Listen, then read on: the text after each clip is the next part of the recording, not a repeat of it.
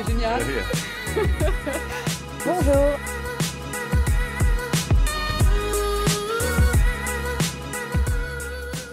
Il a participé à une expérience hors du commun, vivre 365 jours dans un dôme coupé du reste du monde pour simuler la vie sur la planète Mars. On est très heureux de l'accueillir aujourd'hui au Figaro. Bonjour Cyprien Verseux. Bonjour. Merci d'avoir accepté notre invitation. Vous avez 27 ans, vous êtes astrobiologiste et vous racontez dans cet ouvrage présent sur le plateau « Vivre sur Mars 365 jours pour tester la vie sur la planète rouge », comment vous avez participé à la plus longue simulation d'une mission spatiale financée par la NASA. D'abord, pourquoi c'est vous qui avez été retenu et pas un autre? C'est la NASA qui vous a choisi. Sur quels critères? Alors la sélection, d'abord, c'était un dossier écrit. Donc on expliquait pourquoi on voulait participer, ce qu'on pouvait apporter à la mission, etc. Des lettres de recommandation, un CV, un projet de recherche, enfin bref, des choses très classiques. La deuxième étape, c'était des tests cognitifs, donc mathématiques, logique, langage, etc. Après, on a eu des tests psychologiques, parce que la NASA voulait recruter des gens qui avaient un profil d'astronaute, ou en tout cas le profil attendu des astronautes qu'on voudrait envoyer sur Mars, qui est un peu différent du profil classique. Ensuite, on a eu des tests médicaux, on a eu des entretiens avec les dirigeants de la mission. Et la phase finale de la sélection, c'était une semaine de survie dans les montagnes rocheuses, dans le Wyoming. Donc les candidats restants, on était 8 à ce moment-là, ont été déposés à l'entrée d'un parc national avec de l'eau, des produits pour purifier de l'eau, de la nourriture, des tentes, une carte, une boussole et des produits anti-ours. Et en gros, on a eu 5 jours pour sortir à l'extrémité du parc en trouvant de l'eau sur notre passage. Et vous avez réussi, vous avez relevé ce défi-là dans un premier temps. Et puis on imagine aussi que c'est votre personnalité aussi qui a participé à ce que vous soyez sélectionné pour cette mission d'une année dans le désert d'une île d'Hawaï. Quel était l'objectif de cette mission? Passer 365 jours confinés dans un dôme avec d'autres coéquipiers. Quelle était la source, l'objectif initial et définitif de cette mission? L'objectif principal, c'est de voir comment est-ce que les conditions de vie sur Mars, ou en tout cas telles qu'attendues d'une mission sur Mars, influencent les équipages. Donc influencent leur psychologie, leur performance, la façon dont ils interagissent les uns avec les autres. Et voir vraiment si un équipage dans ces conditions-là peut rester sain d'esprit et performant. Alors pendant un an, vous et 5 coéquipiers qui venaient ou des États-Unis ou d'Allemagne ou d'autres pays européens, vous avez été littéralement coupés du monde, géographiquement et physiquement. Comment on vous a donné l'illusion de vivre sur Mars et d'être coupé totalement des humains sur Terre? On a vu quelques images de l'endroit où vous étiez. Alors pour ce qui est de la communication, on n'avait pas de communication directe. Donc on n'avait pas de téléphone, pas de réseaux sociaux, pas d'internet. On avait juste un système d'email avec un délai de 20 minutes à l'envoi et à la réception. C'est-à-dire que quand on écrivait quelque chose, même si la personne répondait immédiatement, on avait la réponse au moins 40 minutes plus tard. Et par rapport à la situation géographique, on vous a placé dans les conditions, on va dire, les plus proches de la surface de Mars. C'était sur une île, l'île d'Hawaï, au cœur de l'archipel d'Hawaï, au milieu du Pacifique. Être dans cette zone-là, on en voit quelques images. Là, c'est une vue que vous aviez du hublot qui faisait face à votre tapis de sport. Ça vous donnait cette impression-là d'être là-bas? Oui, c'est-à-dire que quand on est habitué à voir des photos prises par les robots qu'on a sur Mars en ce moment, ça ressemble énormément. C'est de la roche volcanique, basaltique, rouge à perte de vue, des volcans énormes. Donc ça ressemble vraiment à Mars. Ouais. Je disais 6 coéquipiers, 3 hommes, 3 femmes, donc très équitable. Et tels des cobayes, vous avez été scrutés jour et nuit par des équipes de chercheurs qui vous ont imposé de contrôler votre état physique, votre état mental par des actes quotidiens. Comment elle était faite de quoi votre to-do list au quotidien? Alors on avait 2 types de recherche. On avait nos propres projets de recherche, puisqu'on est tous chercheurs ou ingénieurs ou quelque chose qui s'en rapproche, et la recherche pour laquelle on était sujet d'étude, qui était la recherche la plus importante, la priorité. Et donc on avait des questionnaires à remplir. On avait tous les jours au moins 7-8 questionnaires qui portaient sur ce qu'on avait mangé, ce qu'on avait fait, comment on interagissait les uns avec les autres, etc. On avait des capteurs qui mesuraient notre rythme cardiaque. Qui étaient en permanence sur votre corps. Alors on avait au poignet, autour du cou et autour de la cage thoracique. Et ils pouvaient mesurer notre rythme cardiaque, notre activité sportive, notre sommeil, et même nos interactions Parce qu'on avait ce qu'on appelle des badges sociométriques qui étaient capables de voir à qui on parlait, sur quel ton on leur parlait, à quelle distance on était les uns les autres et comment notre corps réagissait à ces interactions. Vous aviez des analyses d'urine, vous aviez des analyses de sang également? Alors de sang, non. On avait des analyses d'urine, de cheveux, de salive. C'était surtout pour voir en fait comment notre niveau de stress évoluait pendant la mission. Je vous demande de sang, je sais évidemment que vous n'en avez pas fait. Pour quelle raison il n'y a pas eu d'analyse de sang? Vous piquez au bout du doigt, prélevez une goutte de sang. Vous disiez que les analyses d'urine dans le livre permettent de savoir dans quel état de stress vous êtes sur un mois. Les analyses des cheveux veulent savoir également dans quel état vous étiez sur les semaines passées. Pourquoi le sang n'a pas été analysé de la même façon? Ça aurait pu être intéressant pour différentes raisons, pour par exemple voir comment notre système immunitaire évolue avec le temps, mais il n'y a simplement pas eu de projet de recherche là-dessus. C'est dommage, mais il n'y a pas eu ce projet-là. Et les cheveux, la salive et l'urine, c'était pour voir le stress, et donc c'était une thématique différente. Comment vous découpiez votre temps libre en dehors de ces phases un peu obligatoires et contraignantes? Alors on avait le sport, ce qui est très très important quand on vit isolé, confiné. Puis on avait très très peu de temps libre, mais on essayait de dégager au moins quelques minutes par jour pour se détendre, parce qu'on savait que sinon nos performances allaient finir par décliner. Oui. On avait des activités de groupe, on faisait un peu de salsa au début, une fois par semaine, on faisait des soirées jeux de société une fois par semaine, une soirée film. Et après, chacun s'occupait le reste du temps avec ce qu'il avait amené. Moi, ce que je faisais le plus souvent, c'était du ukulélé. Vous avez bien mis une petite guitare, oui. C'est ça, ouais. C'est une petite guitare. Ça ressemble à une petite guitare à 4 cordes qui vient d'Hawaï. Vous venez de citer le sport que vous faisiez effectivement le plus régulièrement possible. C'était essentiel d'entretenir votre masse musculaire et aussi votre esprit par la course que vous faisiez. Donc, on l'a vu sur un tapis de course. Ouais, je ne sais pas comment vous sentez. Si vous avez l'habitude de faire du sport et que vous arrêtez pendant plusieurs jours, vous vous sentez un peu nerveux, vous êtes plus facilement anxieux, vous énervez plus facilement. Et dans le dôme, c'est poussé à l'extrême parce que simplement le trajet entre mon lit et mon lieu de travail, c'est moins d'une minute. Et du coup, si je ne programmais pas des séances de sport, on faisait absolument rien. Et puis du coup, on peut tomber dans une sorte d'apathie très rapidement. Comment on gère les problématiques, évidemment, inhérentes à l'isolement, le confinement et puis la monotonie sans devenir complètement dingue? Je pense que c'est important d'avoir un objectif, parce que quelqu'un qui serait là-bas juste pour des raisons financières ou autres, et qui n'aurait pas vraiment de motivation, de raison de se lever le matin, pour cette personne-là, ça serait très très difficile. Ouais. Je pense qu'il faut vraiment avoir un projet de recherche à soi et il faut être dédié à la cause, quoi. On imagine que les équipes qui vous chapeautent depuis la Terre, entre guillemets, elles vous imposent de faire des exercices pour vous déstresser. Vous parlez de vidéos que vous avez avec des coachs qui vous parlent, qui vous remettent d'aplomb psychologiquement parfois. Ouais, alors on testait différentes technologies technologies ou méthodes qui étaient développées pour l'exploration de Mars et pour atténuer les effets de l'isolement et du confinement. Donc on avait par exemple des coachs virtuels. En fait, on mettait une vidéo, donc la personne nous parlait, et après on avait plusieurs options. On disait par exemple oui, non, ou tel cas de figure, etc. Et la vidéo suivante dépendait de notre réponse. Et du coup, c'était presque comme parler à quelqu'un. Après, on avait aussi des lunettes de réalité virtuelle. Oui. Donc, on mettait des casques et on avait l'impression d'être sur la plage ou d'être dans la forêt. Sur une des vidéos qu'on a, dans un transat, dans une petite pièce à part, et dans le livre, vous racontez qu'à un moment donné, vous avez l'impression d'être sur la plage, à boire un jus d'orange, avec la chaleur du soleil. Et en fait, c'était essentiel, effectivement, pour garder aussi son esprit sain et clair et apaisé, on va dire, dans un contexte aussi difficile que celui-là. Alors, la raison pour laquelle on l'a fait, c'est surtout pour tester et voir ensuite ça pourrait servir aux futurs astronautes. Donc, on évaluait le système. Comment on apaise les tensions qui existent forcément entre les coéquipiers, même si on s'entend bien au départ, même si ce sont des gens intelligents, même si tout le monde sait qu'ils sont là pour la même chose? On ne peut pas empêcher qu'il y ait des tensions, vous en parlez dans le livre, sans dévoiler exactement de quel problème il s'agit, mais vous parlez de tensions fortes qui génèrent des changements d'attitude et des problématiques entre les uns et les autres. Comment on les gère, ces tensions, et on les apaise du coup? Je pense que c'est important d'en parler tôt, parce qu'en général, les tensions qui sont les plus fortes, c'est les tensions qu'on a essayé d'ignorer au début et qui sont revenues, qui ont fait surface, à un moment on ne pouvait plus les tenir. Donc essayer d'en parler tôt et de façon objective. Et ensuite, essayer on a essayé différentes techniques, par exemple des conversations en groupe, des conversations seul à seul. Mais je pense qu'on avait un gros avantage qui était qu'on avait tous envie de montrer que c'était possible d'aller jusqu'au bout et de continuer à être performant même dans les situations les plus difficiles.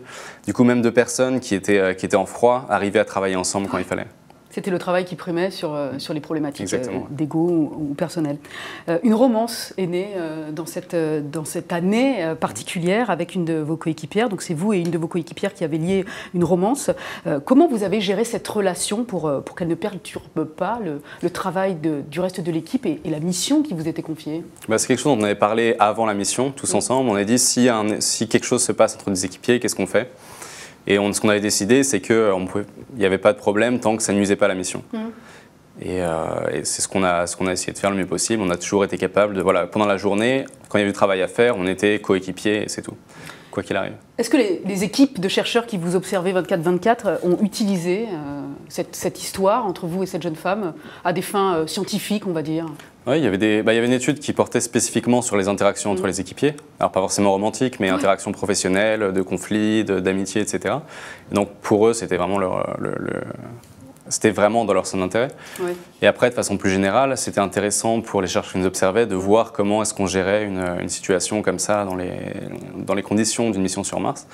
Et je pense qu'ils nous ont dit qu'ils étaient très satisfaits de voir que c'était possible d'avoir une histoire de genre-là et que tout se passe bien. Parce que vous avez fait complètement abstraction de cet aspect-là, en fait. Vous avez vécu votre histoire sans penser que, de toute façon, ça serait décortique et ça ne vous a pas empêché de vivre cette histoire-là de façon naturelle. Je pense que de façon plus générale, on s'est habitué à l'idée que tout ce qu'on faisait, c'était étudié et on essayait de se comporter de façon naturelle. Parce que si on commençait à se dire « Ah zut, ça, si je le fais, ça sera vu on change son comportement et ça donne des données qui sont de moins bonne qualité.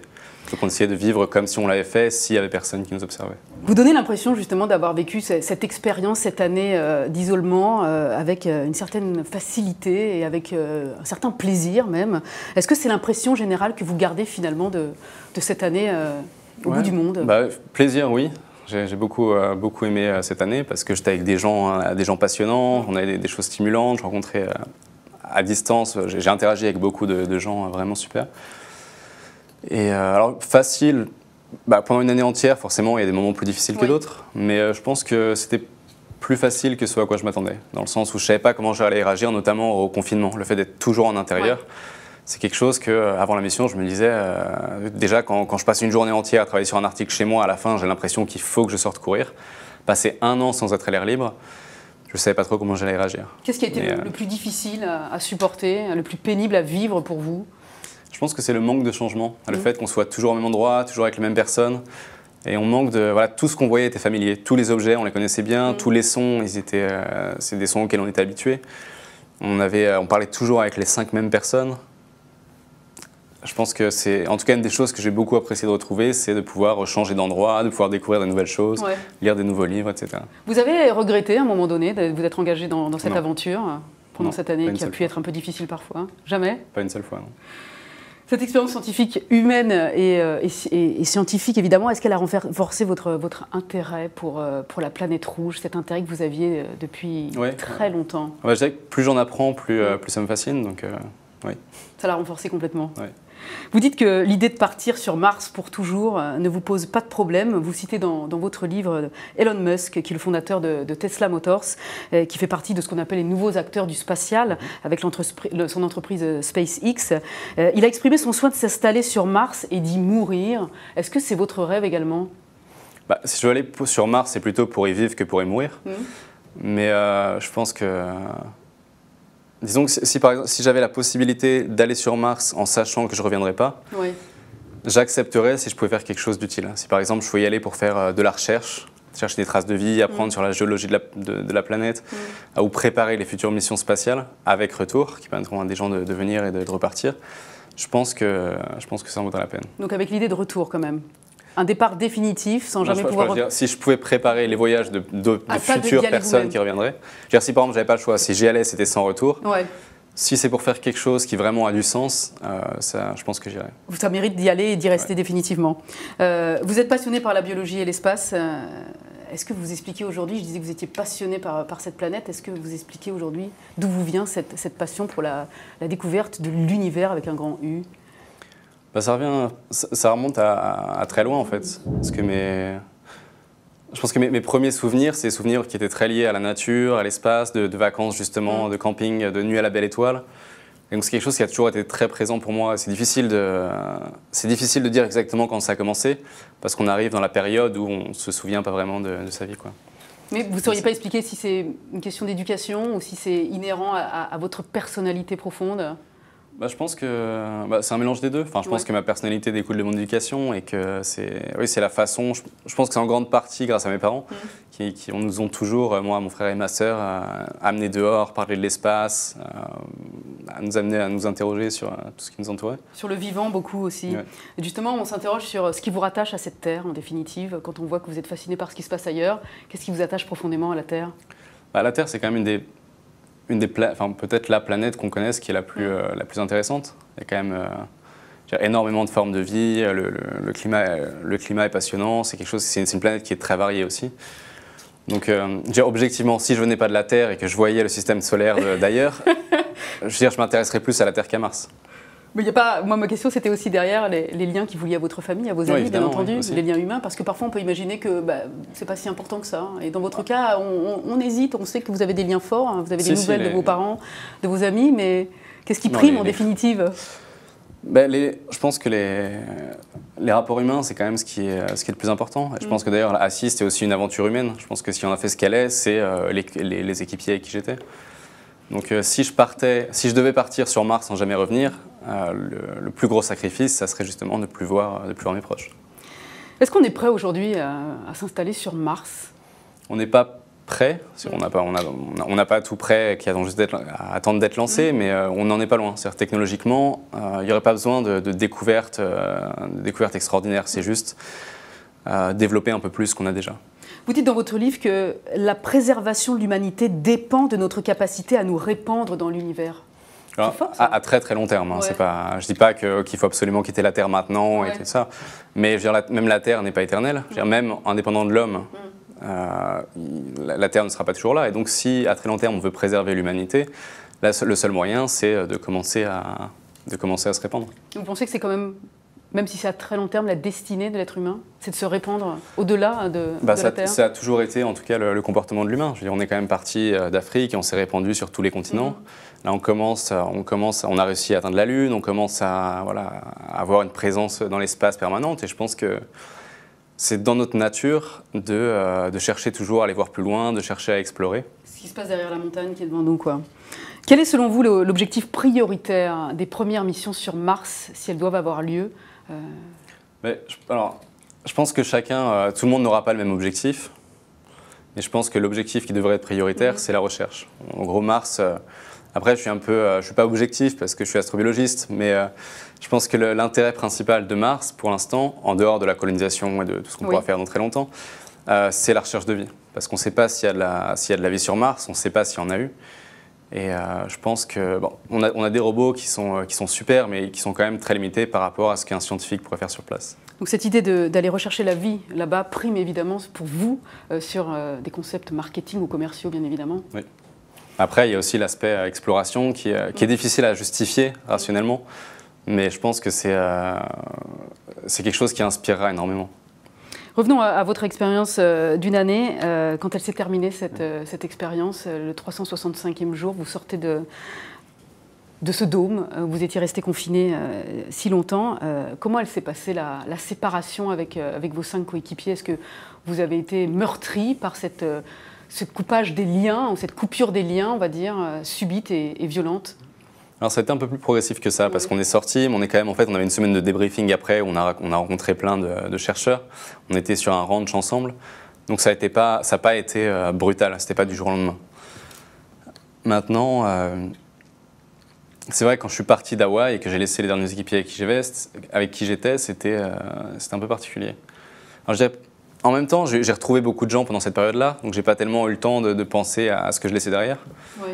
Mais ça m'arrive encore maintenant mes coéquipiers me manquent encore maintenant de temps en temps. Vous avez gardé les liens avec tous ou certains d'entre eux? Certains plus que d'autres, mais il y en a avec qui je suis en contact très fréquemment, d'autres un peu moins. Mais on est tous encore en contact. Ouais. Est-ce que vous voulez garder de cette expérience une image unique, ou alors est-ce que vous êtes prêt à refaire une simulation aussi longue, voire plus longue, avec de nouvelles personnes? Il faudrait que l'objectif en vaille la peine. C'est-à-dire que je ne referai pas exactement la même situation, la même simulation, dans les mêmes conditions, les mêmes personnes, etc. Mais faire une expérience en isolement ailleurs, pour un nouvel objectif qui en vaut la peine, oui. Ça vous fait pas peur? Non, je pense que c'est à chaque fois une question de voir ce qu'on a à y gagner et de voir ce qu'on a à y perdre. Et puis si on a plus à y gagner qu'à y perdre...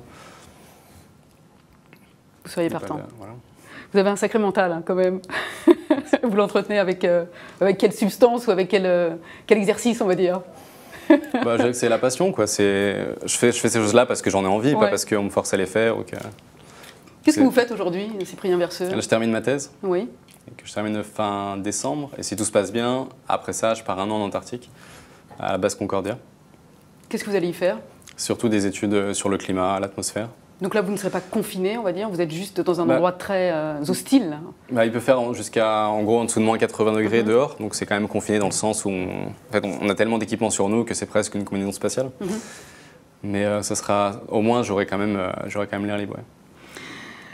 Certaines personnes qui nous regardent, j'imagine, doivent s'interroger sur le coût que représentent des missions comme celle que vous avez vécue par l'intermédiaire de la NASA. Il y a d'autres personnes d'univers privé en fait, qui financent ce type d'expérience et qui doivent s'interroger sur le fait que est-ce qu'il ne vaut pas mieux d'abord régler les problèmes qui sont inhérents à la planète aujourd'hui plutôt que d'aller déjà envisager de s'expatrier aussi loin et de mettre des fonds dans ce type de projet? Qu'est-ce que vous leur répondez à ces personnes? Je suis d'accord qu'on a des problèmes à résoudre sur notre planète, mais je pense que si on attend d'avoir résolu tous les problèmes qu'on a maintenant sur Terre, on n'ira jamais plus loin. Des problèmes, il y en aura toujours. On ne les aura pas résolus une fois pour toutes, et je pense que